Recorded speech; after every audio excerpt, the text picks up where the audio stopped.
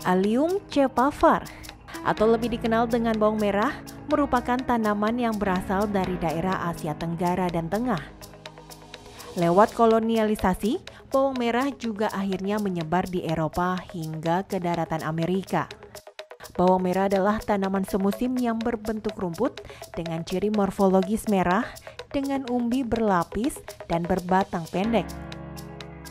Akarnya merupakan akar serabut yang menancap pada kedalaman 15 hingga 30 cm di bawah tanah. Tanaman ini sangat cocok dibudidayakan di daerah beriklim kering atau tropis dengan suhu antara 25 sampai 32 Celcius. Di Indonesia, bawang merah juga dipakai sebagai bumbu pelengkap dalam aneka ragam masakan. Campuran bawang merah dalam masakan memberikan rasa gurih dan aroma yang harum yang khas. Tetapi ada juga orang yang mengkonsumsi bawang merah secara langsung dalam keadaan mentah maupun matang. Nah, mengkonsumsi bawang merah diklaim bisa memberikan manfaat kesehatan bagi tubuh kita.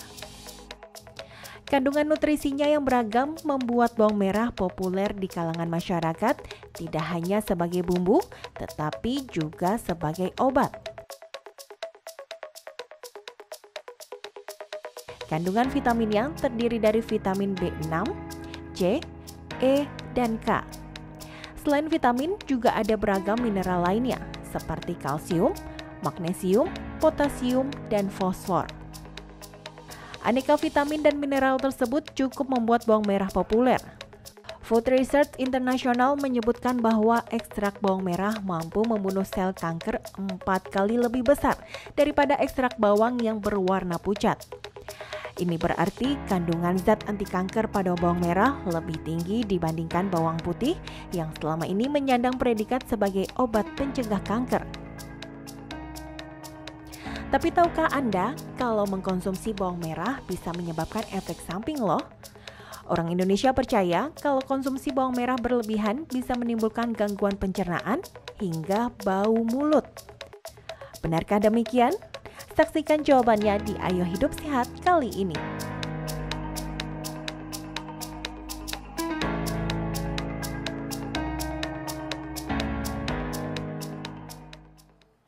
Bih, itu kan bawang merah masa dikemilin gitu ya? Enak, ini gurih. Ih, nanti bau mulut sama bau badan. Tapi kalau di TV mah nggak kelihatan sih, yang penting cakep aja udah cukup. Nggak ada baunya. Nah tapi tau nggak, hari ini pas banget karena aku lagi pakai baju merah. Jadi kita mau bahas mengenai bawang merah. Baju putih. Jadi bawang putih. Iya. Nah, biasa sih yang baik yang bawang merah, bawang putih ya. Ya udah, oke deh. Langsung aja kita panggil narasumber kita hari ini, Dr. Tulus Satriasi, spesialis farmakologi klinik.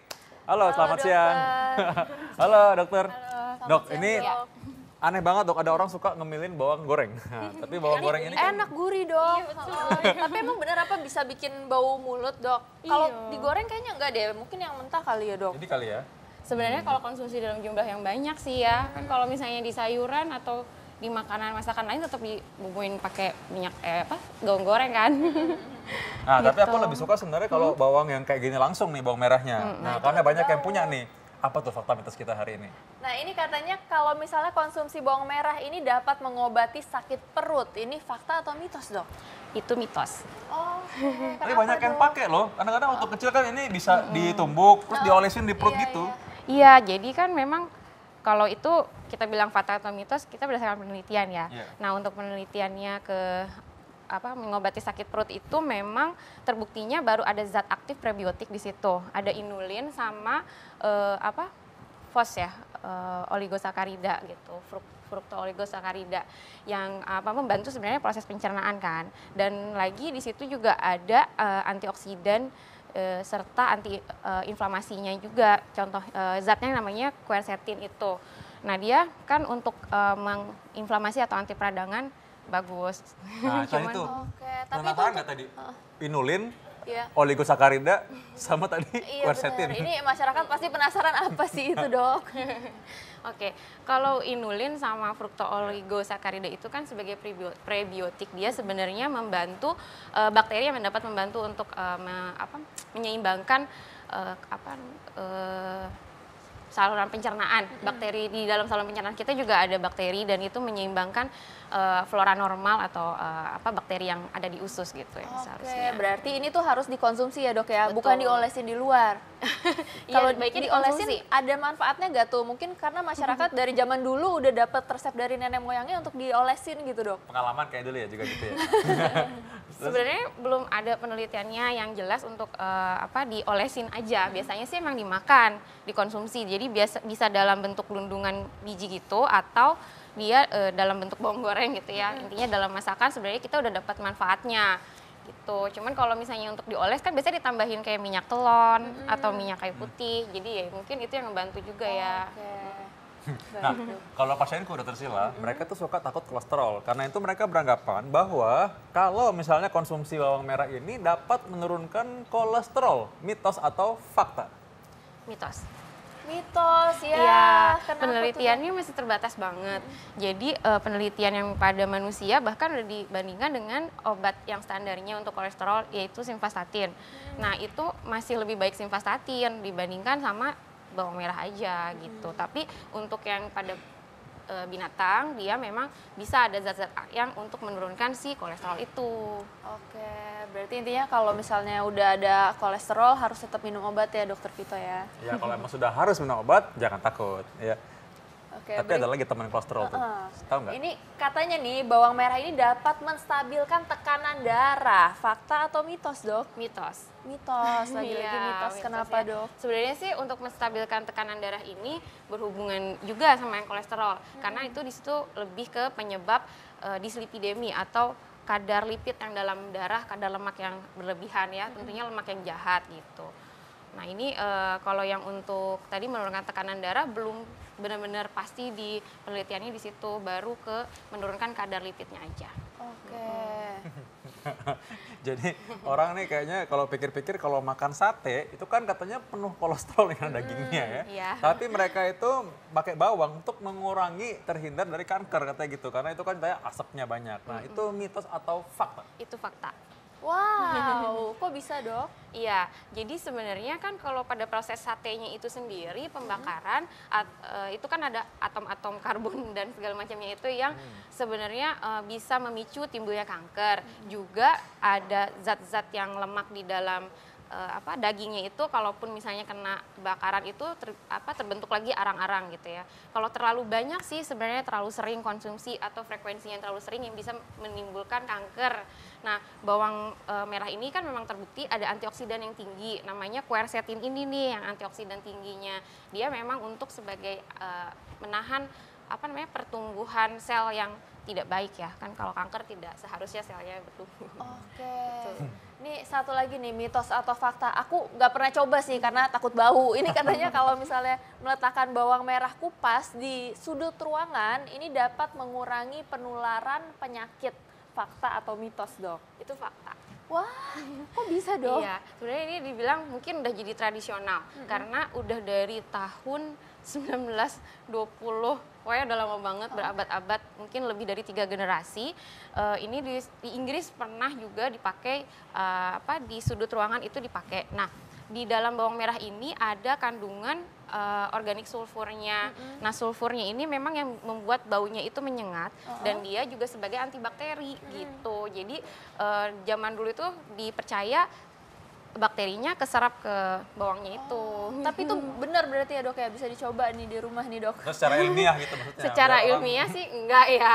Itu tapi maksudnya itu kan karena sudah dipakai secara turun-menurun, secara tradisi dan sudah terbukti secara empiris atau pengalaman, dia memang bisa gitu untuk menaruh di situ. Terus itunya tadi sih organik sulfurnya karena kuat banget. Oke.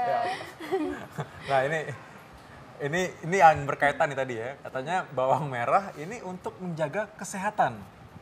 Nah tapi jangan jawab dulu ya, nanti setelah ini kita akan Iya. lihat bener nggak ya, jangan kemana-mana, tahu dalam acara Ayo Hidup Sehat.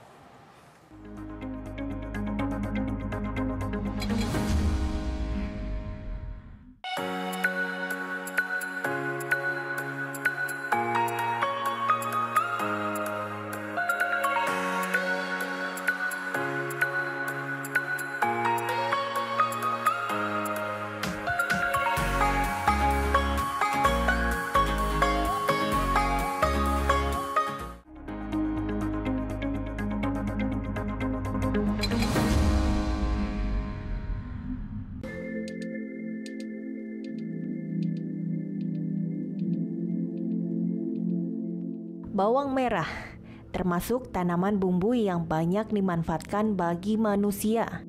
Masakan terasa kurang sedap bila tidak dilengkapi dengan bumbu dapur yang satu ini.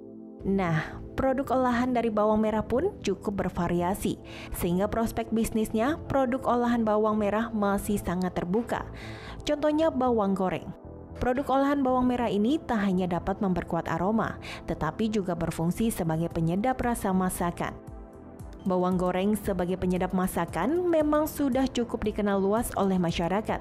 Pembuatannya pun tidak sulit dan termasuk dalam kategori usaha kecil menengah yang tidak membutuhkan modal besar. Usaha bawang goreng ini juga bisa dilakoni di rumah dalam bentuk usaha kecil rumah tangga.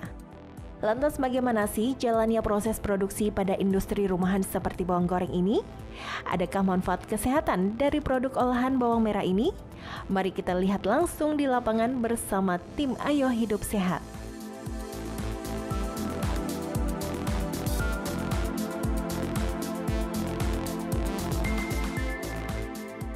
Pemirsa Hidup Sehat, siapa dari Anda yang suka nyemilin bawang goreng seperti saya nih pemirsa? Memang bawang goreng ini selalu ada di hampir setiap masakan di Indonesia ya, karena kurang enak rasanya, kurang sedap kalau tanpa bawang goreng. Seperti ini, apalagi kalau bawang gorengnya renyah sekali, garing, dan juga yang saya makan ini pemirsa, ini ada rasanya. Nah, ini bawang goreng rasa balado. Nah, ada bunyi ya, kres-kres gitu. Nah, percaya atau tidak bahwa bawang goreng yang serenyah ini itu dikerjakan di industri rumah tangga? Nggak percaya dan mau tahu bagaimana cara bikinnya? Saya sekarang sudah bersama dengan 2 orang ibu di sini ya, yang akan memberikan pengetahuan kepada kita seperti apa membuat bawang goreng yang renyah ya. Sudah bersama Ibu Ivon ya Bu ya, dan juga Ibu siapa Bu? Ibu Lulu. Oke, Bu Ivoni dan Bu Lulu, ini apa aja sih bahan-bahannya untuk membuat bawang goreng renyah? Apa aja nih Bu bahan-bahannya? Bahan-bahannya bawang merah. Terus apa lagi Bu? Terus kita pakai tepung terigu. Dan untuk rasanya kita pakai 5 rasa. Ada jagung bakar, keju, sapi panggang, balado, dan ayam bakar. Nah, kita mulai prosesnya Kita bisa mulai ya? prosesnya. Oke, nah ini pemirsa sudah dikupas nih bawangnya yang tadi ya masih utuh, kemudian sudah dikupas. Sekarang ini Bu Lulu dan Ibu Ivoni lagi iris-iris bawang. Biasanya kalau sehari itu bisa memproduksi berapa bungkus? Omsetnya menjanjikan nggak sih Bu? Ya, Alhamdulillah ya. Berapa aja saya terima, alhamdulillah. Oke, biasanya kalau dalam 1 kilo itu Iya. menghasilkan berapa bungkus? Kurang lebihnya 10 bungkus. Sekarang langkah selanjutnya setelah diiris, dimasukin ke dalam tepung supaya renyah ya. Ini diaduk-aduk dulu sampai tepungnya lengket di bawangnya semua. Nanti setelah ini apa Bu? Goreng. Digoreng ya. Nah, ini boleh langsung semuanya sekaligus. Sebaiknya sih jangan. Oh, sebaiknya jangan. Terigunya masuk semua. Kalau proses penggorengan ini biasanya makan waktu berapa lama Bu?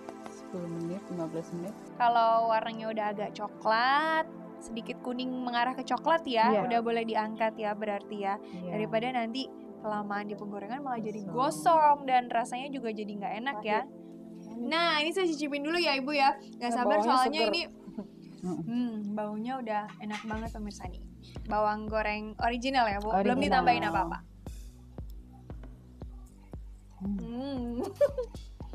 Renyah, saya nggak bohong, ini kalau baru matang emang enak banget pemirsa. Kayaknya makan apa aja, bahkan cuma sama nasi putih aja atau dicemilin kayak gini, enak banget.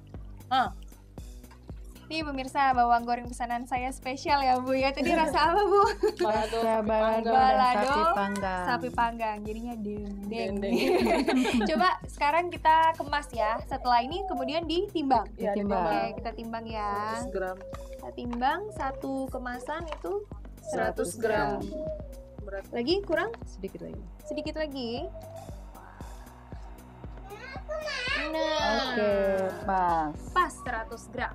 Nah, ini sudah dikemas pemirsa, jadinya seperti ini. Tinggal dilabelin ya, Iya. Bu Foni ya. Oke deh kalau gitu. Ini pesanan saya, makanya saya mau coba. Ini Cobain dari dong. teksturnya aja udah garing nih pemirsa ya.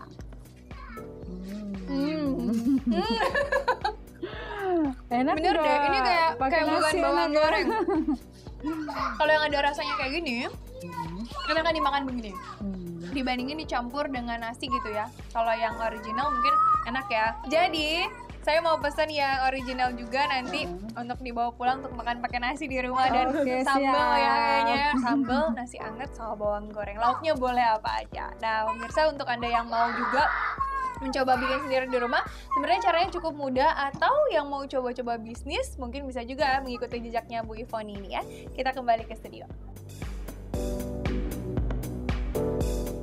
Keripik bawang enak tuh. Thank you ya Lidinanda, enak banget ekspresinya maksudnya.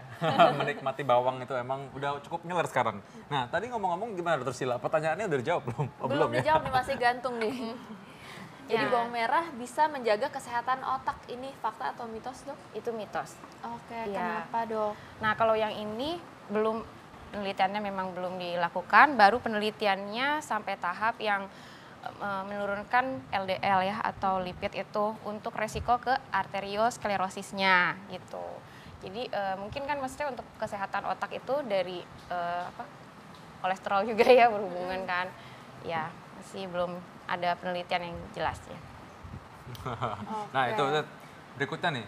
Sebelum kita fakta atau mitos berikutnya nih, coba secara singkat aja nih, daun bawang ada gunanya nggak nih?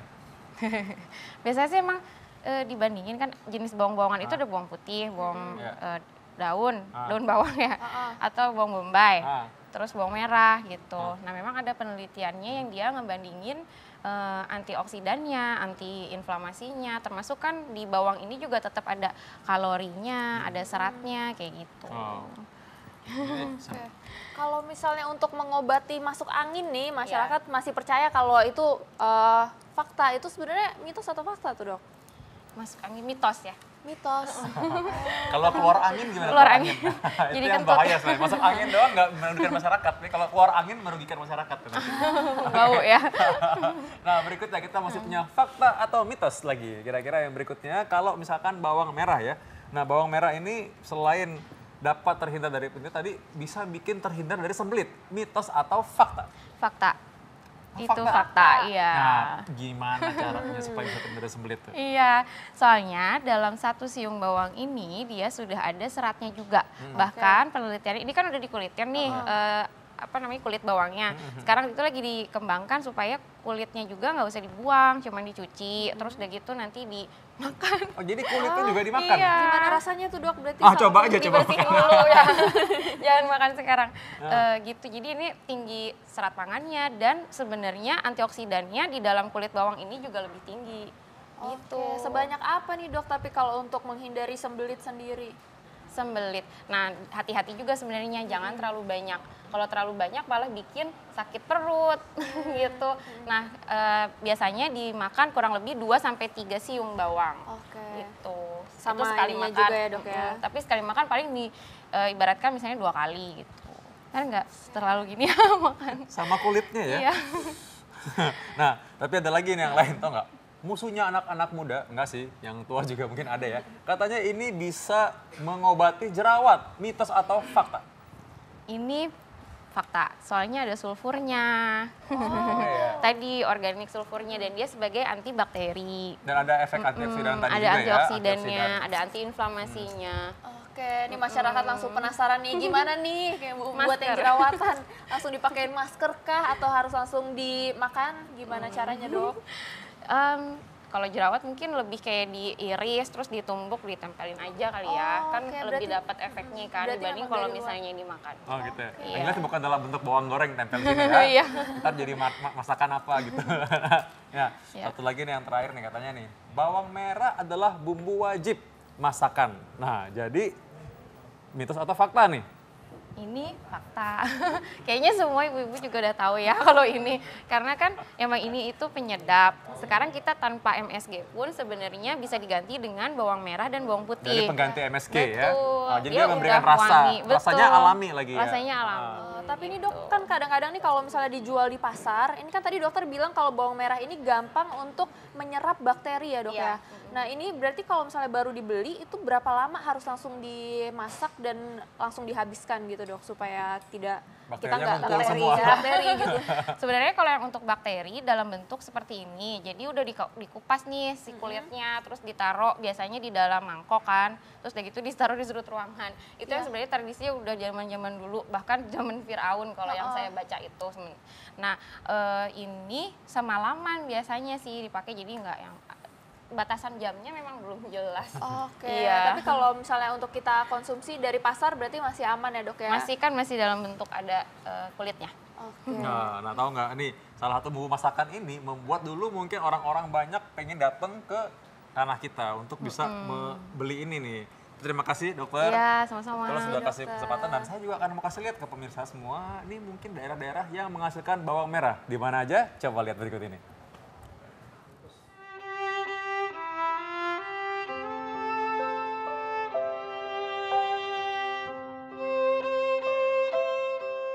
Pemirsa, sejak dulu Indonesia sudah terkenal dengan kekayaan alamnya.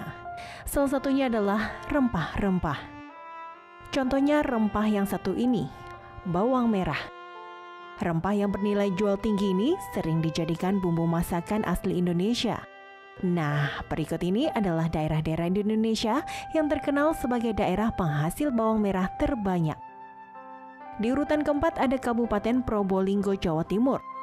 Dari data situs resmi Kabupaten Probolinggo, daerah ini mampu menghasilkan lebih dari 60.000 ton bawang merah setiap tahunnya. Selain itu, pemerintah Kabupaten Probolinggo juga terus melakukan perluasan lahan guna menambah kapasitas produksi bawang merah di wilayahnya. Di posisi ketiga ada Kabupaten Bima di Nusa Tenggara. Menurut data yang dikeluarkan oleh Dinas Pertanian Bima, daerah yang terletak di Pulau Sumbawa ini mampu menghasilkan 80 hingga 100.000 ton bawang merah setiap tahunnya. Selain penghasil bawang merah, daerah yang dinobatkan sebagai wilayah terpanas di Indonesia ini juga memproduksi jagung sebagai salah satu sumber pendapatan asli daerah. Peringkat kedua ditempati oleh Kabupaten Nganjuk, Jawa Timur.